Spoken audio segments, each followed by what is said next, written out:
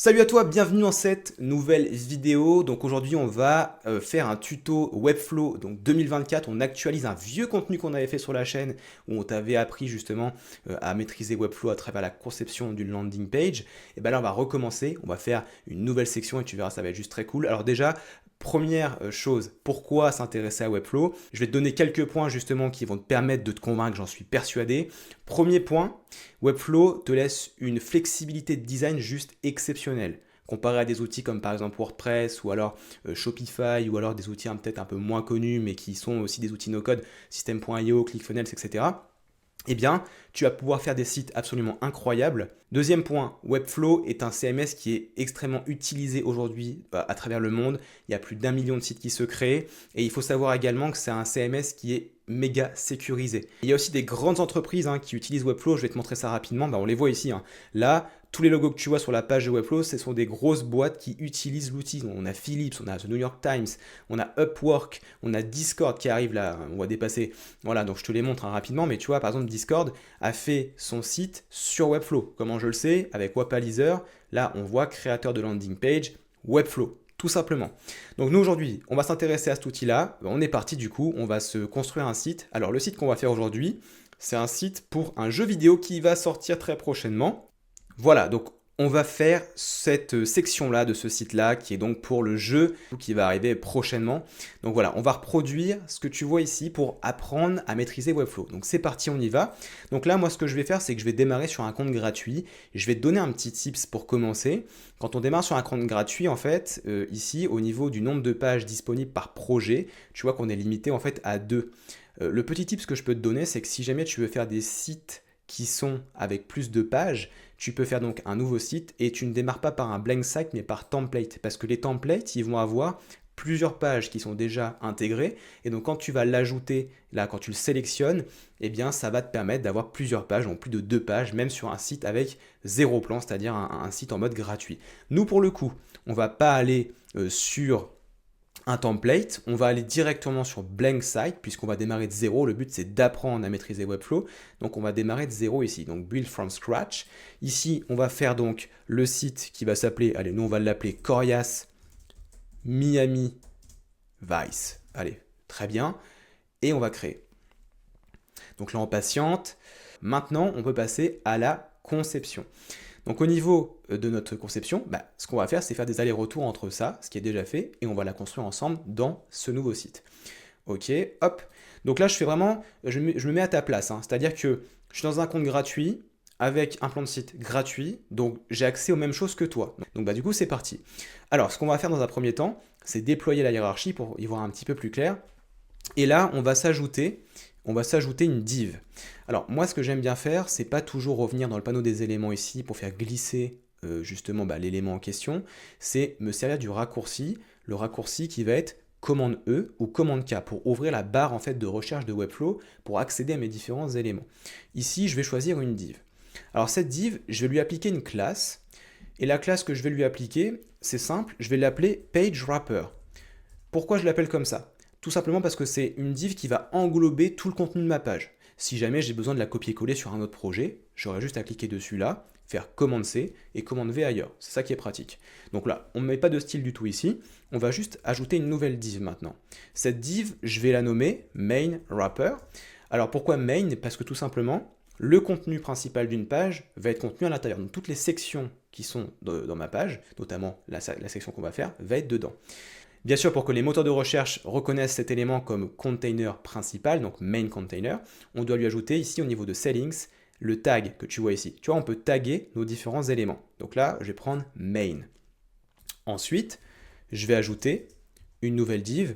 Et là, cette fois-ci, j'attaque ma première section. Donc la section que je vais avoir ici, qui contient donc tout le reste des éléments. Donc là, hop, je vais l'appeler. Donc toujours on met une classe, section underscore, et je vais l'appeler hero. Donc généralement, la première section d'un site, on l'appelle la hero section. C'est la section principale, enfin celle en tout cas qui doit impacter le plus immédiatement. Petite hydratation. Donc comme je te l'ai dit, les classes servent à stocker des styles. Tous les styles qu'on va appliquer ici seront stockés dans cette classe. Donc là pour l'instant, pas de style.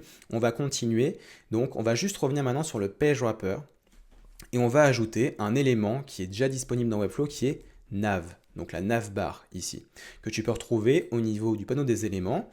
Un peu plus bas dans Advanced, tu vas avoir navbar. Tu peux la prendre aussi et la faire glisser, hein, ça marche très bien. Mais attention parce que en fonction de là où tu l'as mis, tu vois, elle n'est pas bonne. Ici, dans section Hero, non. Ce n'est pas un contenu principal. La navbar, elle doit être au-dessus, tu vois, du main wrapper. C'est l'idéal en tout cas. Cette navigation, elle contient déjà différents éléments. On va un peu les modifier ensemble, on va ajuster tout ça. Bah, d'ailleurs, on va commencer à designer notre navigation, parce que comme tu peux le voir, notre navigation, il y a trois parties. Il y a une partie à gauche avec les logos, enfin les icônes de réseaux sociaux. Ici, le logo principal donc, du projet, et à droite, les différents liens pour naviguer dans le site. D'accord. Donc là, je vais venir ici, je vais déjà nommer mes différents éléments au niveau de ma navigation. Je vais l'appeler nav component. Alors pourquoi est-ce qu'on met des underscores et pourquoi parfois des tirets, des underscores? C'est une nomenclature qu'on essaye de suivre ici. Moi, je te conseille d'avoir une nomenclature. Bien sûr, au début, quand tu débutes, c'est normal de ne pas en avoir, de faire un petit peu au hasard. Pas d'inquiétude, ça ne va pas pourrir ton projet. Quand tu testes, c'est normal. Mais au fur et à mesure, eh bien, tu vas commencer à construire de manière, ça va être un petit peu automatique, et donc tu vas avoir comme ça une nomenclature qui va se créer. Donc, nav component. Ensuite, on a un container. Alors, là, la petite particularité, c'est que j'aime pas du tout utiliser ce container dans la navigation. Moi, ce que j'aime bien faire, c'est ajouter une nouvelle div à l'intérieur. Donc attention, elle n'a pas été mise dedans, donc je la mets bien en dessous de nav component. Et je prends tous les éléments et je les fais passer dans cette nouvelle div. Hop, alors attention, hop, raté. On recommence, voilà, donc brand et le bouton OK. Je retire le container qui est là. Alors cette div, on va l'appeler nav underscore container. Là maintenant, j'ai trois éléments. J'ai brand qui va me servir à accueillir mon logo, donc je vais l'appeler nav brand, tout simplement. On essaie d'être le plus explicite possible avec les classes. Ensuite, nav menu, eh ben, je vais l'appeler nav menu. Ensuite, je vais avoir ici les liens, donc je peux les appeler nav menu et je peux mettre un tiret link, par exemple. Ensuite, je peux copier ma classe, commande C, et l'appliquer sur les autres. Commande C, commande V. Et hop, tu vois, elle existe déjà en fait. C'est ça qui est pratique dans Webflow. C'est sauvegarder. Voilà. Et j'ai le menu button. Alors qu'est-ce que c'est que le menu button? C'est simplement le petit menu burger. Quand je passe en tablette, tu vois ici, hop, bah les liens ne sont plus là. Ils sont maintenant dans ce burger, enfin ce menu burger. On appelle ça en français. Très bien. Ce que je vais faire maintenant, c'est que je vais venir créer mes trois zones dans ma navigation. Donc là, pour l'instant, j'en ai que deux. J'ai le logo ici, les liens ici. Donc nous, on veut bien les liens là, on veut le logo au centre et on veut là, à gauche, des éléments qui vont contenir les différents réseaux sociaux. Donc, pour faire une zone, en fait, on va mettre ce qu'on appelle une div, encore une fois. Donc la div, je vais venir la placer dans le nav container, donc à côté de mes trois éléments. Donc je remets une div que je vais appeler nav social media wrapper. Voilà, on comprend que ça va englober mes réseaux sociaux. Ensuite, je vais la faire passer devant nav brand pour le moment. Et là, on voit qu'il y a un truc qui ne va pas. Parce qu'on voit que notre élément, il se place par-dessus. Alors, c'est pas ce qu'on veut. Nous, on veut que tout soit à côté. Et bien, c'est là où on va appliquer un peu de style maintenant. On va prendre le nav container. On va se rendre à droite au niveau de layout, display. Là, on est en bloc. Bloc, c'est une certaine disposition. Ça veut dire juste j'affiche l'élément, je le masque. Ou je peux le masquer avec display none. Flexbox, c'est une propriété CSS qui te permet d'aligner les éléments soit à l'horizontale, soit à la verticale et d'ajuster, tu vois, au centre, à gauche, à droite, etc. Ça me rappelle une petite chanson. Bref. Et je peux aussi, également, si je double-clique au centre ici, faire Space Between. Qu'est-ce qui se passe? Il se passe que maintenant, les éléments que j'ai à l'intérieur vont prendre toute la place possible dans ma div. Donc, j'ai bien à gauche Social Media Wrapper, au centre, mon élément en lien avec le logo, et à droite, mes différents liens de menu. Bon, jusqu'ici, c'est pas mal. Alors, qu'est-ce qu'on va faire maintenant? Ce qu'on va faire, c'est déjà venir ajouter notre logo ici. Donc, ce qu'on va faire, c'est retirer le logo de GTA de façon qu'il sera à ce niveau-là, et mettre celui de Funnel Lab à la place. Donc là, ici, j'ai mis mon logo, très bien. Donc, bien sûr, si tu n'hésites pas, si tu as des questions, pose-les en commentaire, c'est là pour ça aussi. Bon, très bien. Donc là, déjà, on a posé nos différents éléments. On va juste faire un peu maintenant de customisation, parce que là, c'est pas très chouette, bien sûr. Déjà, ce qu'on va faire, c'est changer les typos. Tu vois ici, la typo utilisée, donc c'est-à-dire l'apparence du texte, elle est en Arial. Moi, j'aime pas l'Arial personnellement, je préfère le Montserrat. Donc, on va se rendre au niveau du body. Et en fait, dans Webflow, on a ce qu'on appelle des balises HTML. Les balises HTML, celles qu'on a ici, donc body all pages, parce qu'on les reconnaît parce qu'elles sont en rose. On a ça sur les titres H1, H2, H3, qui sont des titres donc pour le SEO. Body all pages, et là, on va pouvoir simplement passer sur Montserrat, si je le trouve, voilà. Et tu vois, tous les textes maintenant ont changé en Montserrat. Et maintenant, dès que j'ajouterai un texte dans ma page, il passera en Montserrat également. Alors, je vais maintenant passer aux icônes de réseaux sociaux à gauche. Donc bien sûr, on ne va pas mettre juste des images ici. Ce qu'on va faire, c'est déjà mettre ce qu'on appelle un link block. Un link block, c'est un élément lien dans lequel je pourrais placer d'autres éléments, notamment une image de réseaux sociaux. Donc là, ici, cet élément, je vais l'appeler nav social-media-link. OK. Et dedans, je vais ajouter une image. Cette image, je vais la nommer également. Donc, nav social media image, IMG pour faire l'abréviation, c'est plus court. Et je vais donner une dimension au niveau de width. Toujours au niveau de width, c'est 8 pour les dimensions. Hein. Ça veut dire largeur et hauteur. Donc là, je vais mettre, allez, 10 rem pour commencer. Bon, ce qui est bien trop. On va diminuer à 2. Allez, on va essayer 2.5. On essaye 2.5 et on va chercher un icône de réseau social. Alors, où est-ce qu'on va trouver ça? Eh bien, on a une petite librairie qui est assez sympa. C'est Relium Icons. Voilà, tu peux taper icons.relium.io. Et là, tu peux accéder à plein de réseaux sociaux différents. Notamment, on va mettre ici Discord. Allez, Discord. Je le copie pour Webflow. Tu vois, c'est pratique, on peut déjà le copier pour Webflow. Et maintenant, ce qu'on va faire, bah, c'est simple. On a d'autres icônes. On va prendre le lien qui est donc ici. Commande C, commande V. Et encore commande V. Donc on en a 3. Regarde bien, voilà, on en a bien 3, les uns à côté des autres. Maintenant, il faut les changer. Donc on va passer sur un icône YouTube. Donc là, je vais prendre YouTube, je vais copier pour Webflow comme d'habitude. Je vais venir donc dans le projet et je vais le coller. D'accord? Et je vais faire la même chose, je vais retirer donc celui-ci et je vais faire la même chose, je vais aller prendre TikTok. Donc là, TikTok, je copie pour Webflow, je viens ici, alors je ne me trompe pas à chaque fois de projet, hop, et je le colle. Donc là, ce qu'il me reste à faire, c'est changer la classe des éléments. Tu vois, ils sont tout petits. Donc je vais prendre la classe du premier icône qu'on avait mis, commande C, et je vais changer. Donc je retire, commande V. Alors, je fais quelques raccourcis pour accéder à ce champ-là, plutôt que de cliquer et de venir à chaque fois que ma souris faire ça. En fait, tu le vois certainement afficher le raccourci, mais je fais commande entrée. Et ça m'amène directement dans le champ. Et après, je fais supprimer. Et voilà, ça supprime directement. Et ensuite, je peux coller ma nouvelle classe avec commande V. Et voilà. Tu vois, ça va beaucoup plus vite. En fait, tu vas créer vraiment des automatismes. Hein. Comme je t'ai dit, au fur et à mesure de pratiquer, tu vas voir que ça va aller tout seul. Bon, maintenant, il faut nous créer de l'espace entre ces icônes. Donc, pour créer de l'espace, on va revenir sur Nav Social Media Wrapper, appliquer un display Flexbox, et ici, regarde bien, donc ils sont toujours alignés, donc c'est parfait. Donc ici, j'ai Flexbox. On va laisser Stretch comme ça, mais on va surtout utiliser le Gap. Et le Gap, ça me permet, je vais te montrer ça en faisant ça, voilà, tu regardes bien ici, le Gap, si je mets un rem, hop, tout va s'espacer. En fait, ça crée de l'espace équitable entre les différents éléments. Alors ici, au niveau de Align, j'ai plutôt mettre Center au niveau de l'axe des Y, pour que ce soit vraiment bien aligné. Et là, on est pas mal du tout. Bon, très bien, jusqu'ici, ça me semble bon. Ce qu'on peut faire maintenant, enfin, ce qu'il faudrait faire, c'est venir mettre dans chaque lien les réseaux sociaux. C'est-à-dire ici, je prends l'URL, je le colle là, et je peux l'ouvrir dans un nouvel onglet si je veux. Bon, ça commence à prendre forme. On va juste remplacer les liens ici. On a à propos, bande annonce et sortie. Donc c'est parti. On va mettre à propos, bande annonce. Donc bande annonce et sortie. Ok. Alors, il nous reste maintenant à faire en sorte que tu vois le logo qui soit bien centré. Là, en fait, on a plus de place ici que à gauche. Donc, pour que ce soit équitable, ce qu'on va faire, c'est venir sur Nav Menu. Et là, on a une petite option, en fait, qui s'appelle Flex Child. Pourquoi Flex Child? Parce que sur le parent Nav Container, on a appliqué un display Flexbox. Donc, ça nous débloque cette petite option-là. Donc, Nav Menu, on va appliquer Grow if possible. Ça veut dire prends toute la place que tu peux dans la navigation. On va revenir sur la div hop, à l'opposé, Nav Social Media Wrapper. Alors attends, je vais refaire ça, voilà. Pareil, Grow if possible. Et là, regarde bien, le logo est pile poil centré. Bon, par contre, en revanche, on remarque une chose, c'est qu'ici, mes liens collent à mon logo. C'est pas ce qu'on veut. Donc on reprend Nav Menu et on va appliquer un display Flexbox et là, on va mettre Right. Ah, oui. En le faisant, je viens de penser à quelque chose.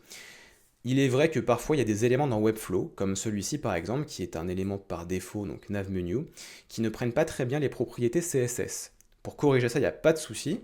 Regarde bien. On va venir englober ce premier lien dans une div. Voilà. Et on va tous les mettre à l'intérieur. Tac, tac.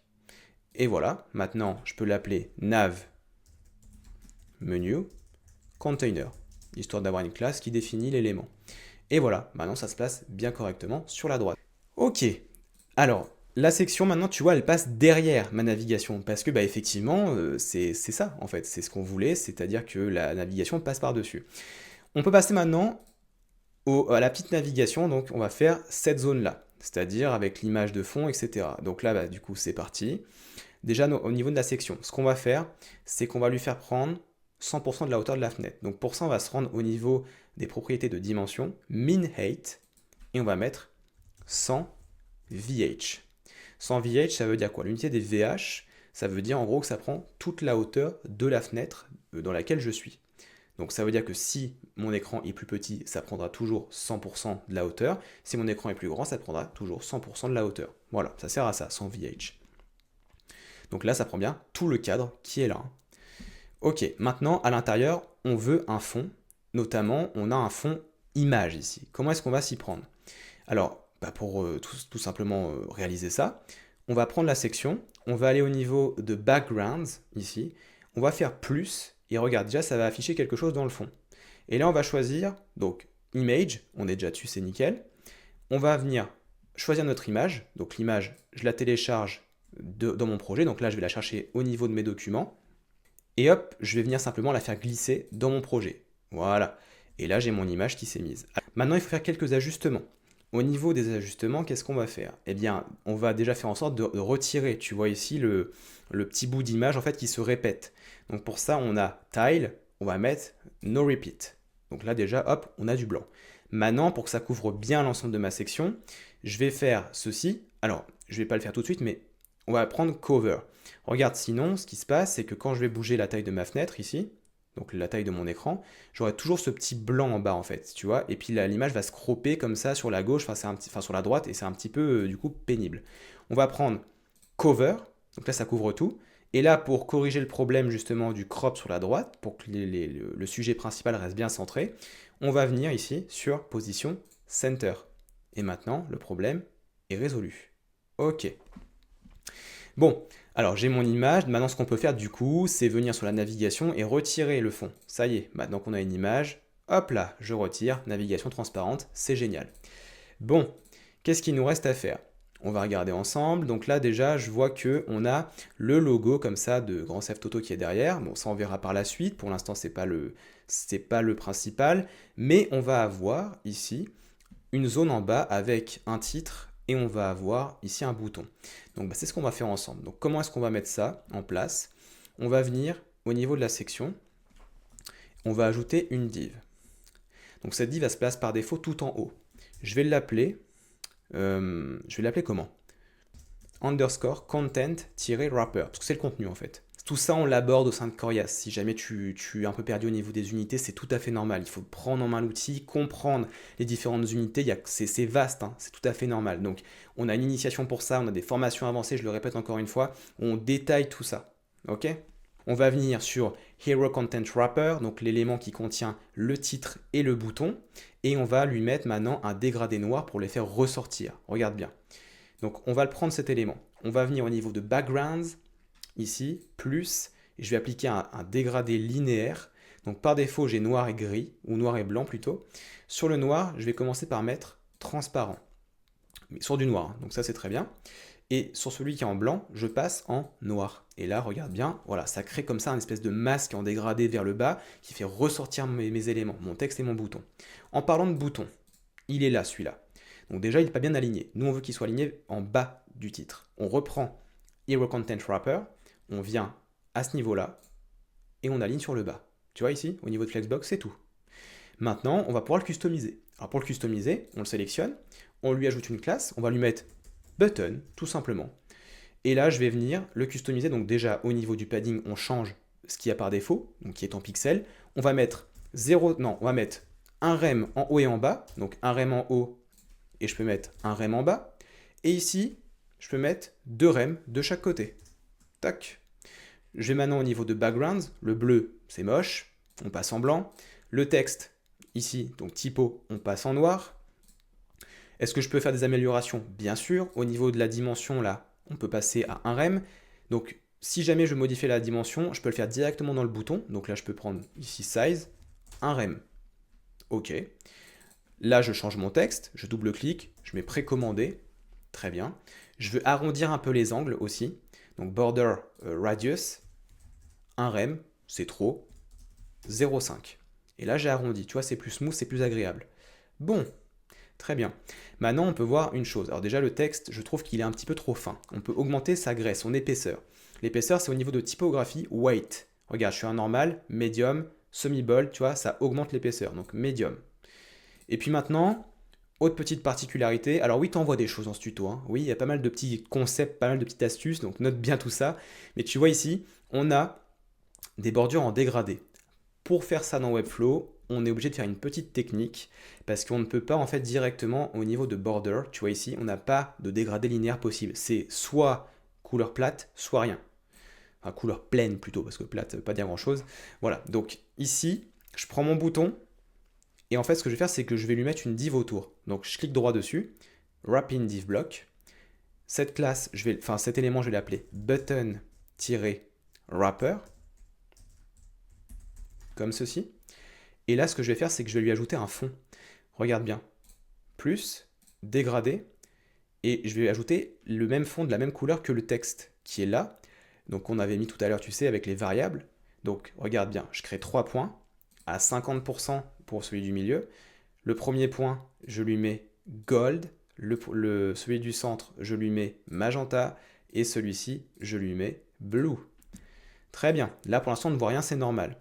Maintenant, on va se rendre au niveau du padding. Et je vais mettre 0,5. Alors, peut-être pas 0,5. On va mettre un tout petit padding. 0,15 rem de chaque côté. Donc, je maintiens maj, entrée. Et là, bah tiens, on a des bordures qui se créent. OK? Maintenant, il faut les arrondir comme le bouton. Donc, on descend au niveau de border radius, juste ici. Et je mets 0,5 rem. Et voilà le travail. J'ai des bordures en dégradé. Ok, donc là, on a déjà fait tout le site, hein, c'est-à-dire qu'on a fait la version desktop. Maintenant, bien évidemment, il y a également la version responsive. Donc là, tous les ordis, ça passe très bien, il n'y a pas de problème. Maintenant, il faut adapter ça en version responsive. Donc comment est-ce qu'on s'y prend? Eh bien, on va simplement passer sur les breakpoints à ce niveau-là. Donc voilà, regarde, je passe en tablette. Donc là, déjà en tablette, oups, il y a des petits trucs qui vont plus. Là, déjà, le titre, bon, il commence à percuter un peu le bouton passe sur 2 lignes, c'est pas terrible. Donc ce qu'on peut faire ici, regarde bien, c'est venir sur Desktop, prendre Hero Content Wrapper, et en fait, au niveau de style, on avait appliqué un flexbox, donc à l'horizontale, mais ici, on a une option qui s'appelle Wrap, donc c'est-à-dire horizontal, mais Wrap Down. Qu'est-ce que ça veut dire? Quand les éléments arrivent trop proches, l'élément passe en dessous, tout simplement. Regarde, Wrap Down, pour l'instant, il ne se passe rien, c'est normal. On va mettre juste un gap de 1 rem pour éviter qu'il se touche. Tablette, et voilà, regarde, maintenant quand il y a de la place, il passe à côté. Quand il n'y a plus de place, il passe en dessous. Tout simplement. Voilà, c'est la magie du responsive. Ensuite, au niveau de la navigation, alors pour l'instant c'est très bien. Là, ici, on voit qu'on a le petit menu burger qui est affiché. On va pas tout customiser ici parce que ça prendrait vraiment beaucoup de temps. Ça ferait une vidéo très très longue. Et je pense que si tu es déjà encore là, bah, bravo à toi parce que ça fait, je crois, déjà 1 heure que je tourne. Donc c'est absolument génial. Donc je vais prendre mon bouton ici. Alors, je pensais avoir mis une classe, mais a priori non. Donc on va lui mettre une classe. On va l'appeler nav burger button. On change ici le padding, on passe à un rem de chaque côté. On va lui mettre aussi une couleur blanche au niveau de la typographie pour changer l'icône à l'intérieur. Voilà, et là on a notre petit menu burger. Très bien. Bon, pour l'instant ça c'est bien. Au niveau responsive tablette, on est bon, hein. Là tu vois, sur toutes les versions de tablette, tout passe. Ok, on passe en mobile portrait. Donc là, ok, alors je vois que tu vois le Back to Miami Vice, il passe à la ligne. Bon, en soi ça marche, tu vois, ça marche très bien, mais c'est pas non plus très esthétique. Alors, ce qu'on va faire, c'est prendre ici notre H1. On va venir au niveau de la taille du H1 et on va diminuer. On diminue pour arriver à quelque chose d'à peu près correct. Maintenant, bien sûr, on voit que le span, c'est pareil. Il faut le diminuer également. Alors, comment est-ce qu'on va s'y prendre? On va venir au niveau ici de backgrounds, là où on a mis l'image de Miami, et on va diminuer les rem. Donc là, on diminue, on diminue, on diminue pour avoir l'équivalence à peu près. Voilà, donc nickel. Si là, j'augmente, ok. Alors bien sûr, le Miami Vice, il reste un petit peu trop bas parce que malheureusement, on a ce souligné. Alors comment est-ce qu'on pourrait corriger ça? Est-ce qu'on pourrait pas mettre de la marge négative en dessous? Si je mets moins 5 rem, il se passe quoi? Et ben voilà. Alors, il faut voir maintenant si le souligné passe pas par-dessus Vice. Non, nickel. Par contre, le bouton, oui, effectivement, ça passe derrière. Alors, il va falloir régler ce petit problème. On va faire, on va faire comment? On va faire comme ceci. On va mettre un peu plus de gap entre le bouton et le titre et on va regarder maintenant ce que ça donne. Eh bien, voilà le travail, tout simplement. Alors, au niveau de la navigation, qu'est-ce qui se passe? Il se passe qu'on là, ici, on voit qu'on a encore 2 rem de chaque côté, ce qui est beaucoup pour un mobile. On va mettre 1,25 de padding. Ensuite, on a le logo qui s'affiche ici, on a le petit menu burger, les réseaux sociaux. Là, ce qu'on peut faire par contre sur les réseaux sociaux, c'est qu'on pourrait se dire, bah, on va plutôt les afficher dans le menu burger quand on l'ouvrira. Donc on peut très bien les masquer en mobile. Donc on prend la div ici, qui englobe les 3 réseaux sociaux, attention. Donc là, ici, regarde bien, Nav Social Media Wrapper, et je vais appliquer un display none. Là, tu te dis, mais attends, on l'a masqué, mais du coup, il est plus du tout accessible. Si je remonte en tablette, il est là, et en ordi aussi. Là. Mais plus du tout en mobile, donc landscape et ni en mobile portrait. Mais je peux le réafficher si je veux, hein. Il n'y a pas de souci. Voilà, donc là, nickel. On est en mobile portrait. Alors, on va rester déjà ici, on va finir à ce niveau-là. Ok. Peut-être que la lightbox est un petit peu trop élevée. On peut la diminuer. Allez, on va passer à 5 rem pour le play. Pareil pour le bouton au centre, on va diminuer un peu, on passe à 4. Voilà, et je passe ici en mobile portrait. Donc là, je suis sur la plus petite version, c'est-à-dire 320 pixels. Pas plus bas parce que ça sert vraiment à rien. Enfin là, vraiment, on est sur des trucs, regarde, Nintendo Entertainment System. Donc si quelqu'un regarde ton site sur un Nintendo, bravo. Mais en tout cas, c'est pas, voilà, c'est pas adapté. Là, l'iPhone SE, c'est pas mal comme choix. iPhone SE, c'est 320 pixels, c'est très bien. Alors ici, on peut voir que le souligné commence un peu à nous déranger. Alors comment est-ce qu'on va s'y prendre? Est-ce que, parce que tu vois ici sur des grands téléphones ça va, là c'est un peu moins bien. Bah on pourrait très bien se dire, bah le souligné en mobile, tant pis. On va mettre une image. On prend le span et en fait on peut remplacer l'image de fond par juste Miami mais sans soulignement. Donc est-ce que j'en ai une à disposition? Je vais regarder. Je pense que oui, peut-être celle-là. Je vais regarder, hein, je suis pas sûr. Voilà. Bon bah voilà, a priori je l'ai. Ok, on voit que je l'ai sans le soulignement. Donc je vais diminuer un petit peu, 12 rem. Là, j'augmente. Et ben regarde, c'est absolument fantastique. Juste, je vais encore diminuer là le gap entre les deux.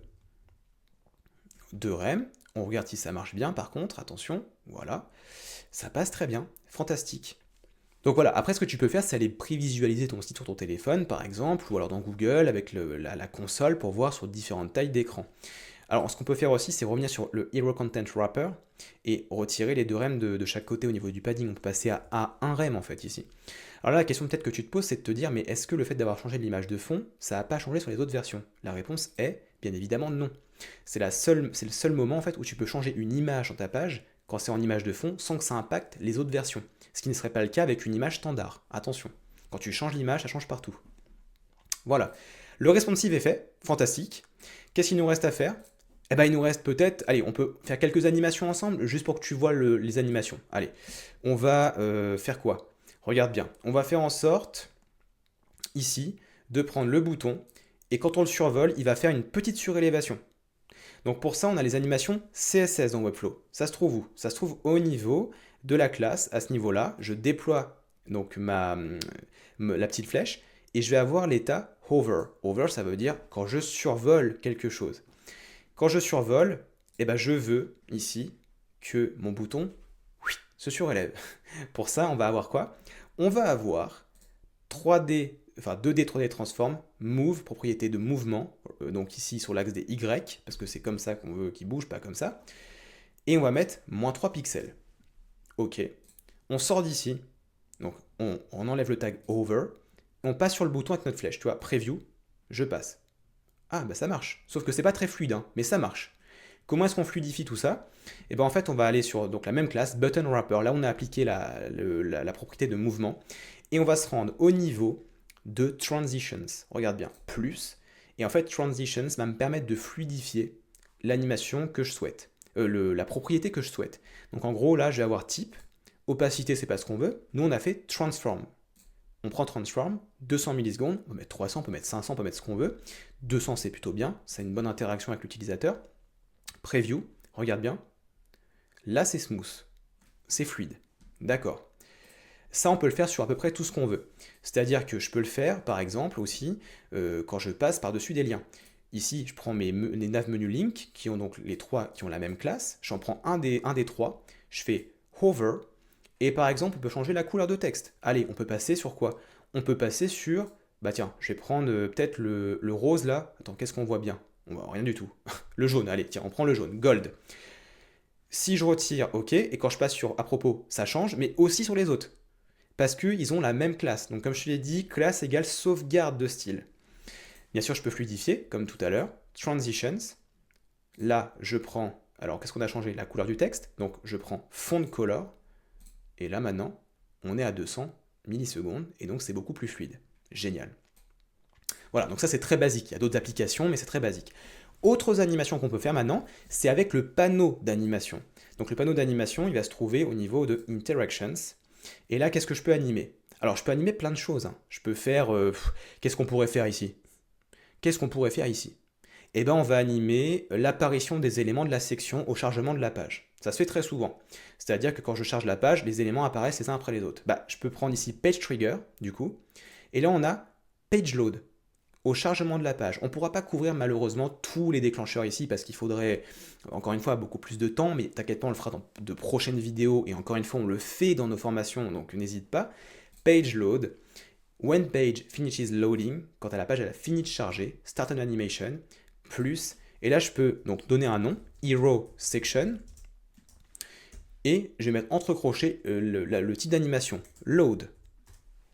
Et là je peux faire des choses maintenant avec ma section. C'est-à-dire que par exemple je peux prendre hero content wrapper, je peux venir appliquer la propriété move sur la timeline, ce qu'on appelle une timeline, c'est-à-dire que ici c'est un endroit où les animations vont se faire les unes après les autres en fonction de ce que je vais définir. Donc ici, une propriété move en état initial, donc je coche ça, ça veut dire en gros quand j'arrive sur la page, qu'est-ce qui se passe, comment c'est en état initial? Et bien en état initial, cet élément-là, il sort, il est tout en bas de la page, c'est-à-dire qu'il n'est pas visible, il est tout en bas, regarde bien. On va le pousser à 100% sur l'axe des Y. On ne le voit plus. Et puis quand la page a fini de charger, move, il repasse à 0%. Bien sûr, là je peux faire un test, regarde. Voilà ce que ça va faire. Bon, il faut fluidifier tout ça, mais en tout cas, ça, c'est l'idée, d'accord? Comment est-ce qu'on fluidifie? Même principe, on change les animations. Au niveau de easing, j'ai différentes animations, là qui sont déjà préfaites. Généralement, ce qui se prend très souvent, c'est ease, par exemple. Donc ease, 0,5 secondes, regarde bien la preview. Ah, là c'est fluide, c'est agréable, très bien. Maintenant, je peux très bien faire ça aussi avec la navigation. Mais à l'inverse, je vais la mettre en état initial, non pas à 100%, mais à moins 100%, pour qu'elle sorte du haut. Ensuite, quand ça a fini de charger, 0%. Donc c'est-à-dire 0% au niveau où on l'a placé actuellement. Pareil, ease, 0,5 secondes. Je fais un test. Waouh, génial, ça fonctionne. Ok. Maintenant, qu'est-ce qu'on peut faire apparaître d'autre? Eh ben, on peut très bien... Alors, qu'est-ce qu'on a d'autre? Parce que là, on a tout touché, en fait. Bah, le bouton du milieu, tiens. Ça. Voilà. On peut très bien dire... Tac. Ça apparaît en mode... ça va bouger et ça va apparaître avec une opacité de 0% à 100%. Regarde bien. Move. On met move pour commencer. Donc là, j'ai bien pris l'élément Lightbox, hein. Tu peux le prendre aussi directement ici. Tu vas là, tu cliques là et après, tu peux l'ajouter. Donc, ici, propriété initiale. Ici, propriété finale. Donc là, je vais le pousser un peu plus bas, je vais mettre 2 rem. Ça le pousse en bas. Attention, parce que là, comme on l'a mis avec une stratégie pour le centrer, il faut remettre sur l'axe des X qu'on avait mis tout à l'heure, c'est-à-dire moins 50%, sinon ça va le décaler. 2 rem, Là, je remets moins 50% pour le laisser où il est. Et je vais mettre 0 rem pour qu'il remonte. Et je vais ajouter une autre propriété qui va être l'opacité. De base, on ne le voit pas, il est à 0%. Et puis, il atterrit à 100%. Toujours avec le même type d'animation, is. Regarde bien. Ok, alors juste le mouvement, on n'a pas mis l'animation. Is, play, et voilà le travail. Ok. Maintenant, on peut aussi décaler ces animations. Regarde bien. Je peux faire en sorte que la lightbox arrive après les éléments ici. Donc je peux prendre les deux. Donc je maintiens mage et je sélectionne les deux. Tu vois, je peux faire ça. Donc regarde. 1, mage, deuxième. Là, je mets un délai d'animation. Je mets par exemple 0,2. Donc ça décale l'animation à 0,2 secondes. Et là, je fais un play. Voilà. Elle n'est plus en même temps. Si on veut l'accentuer, je peux mettre une seconde, histoire que tu vois bien. Donc d'abord les éléments du haut du bas et ensuite le play. Tu vois, tac, tac. D'accord? C'est comme ça que tu fais des animations progressives dans Webflow. C'est avec ce panneau d'animation là. Bien sûr, il y a plein d'autres choses à couvrir, mais déjà voilà. Là, tu as un petit aperçu de ce que peut faire les animations de Webflow. Ok, eh bien on a terminé du coup cette section. J'espère que ça t'a plu de la refaire. Si tu as bien aimé, n'hésite pas à mettre un like à cette vidéo, abonne-toi à la chaîne également. Je te dis donc à très bientôt. Ciao!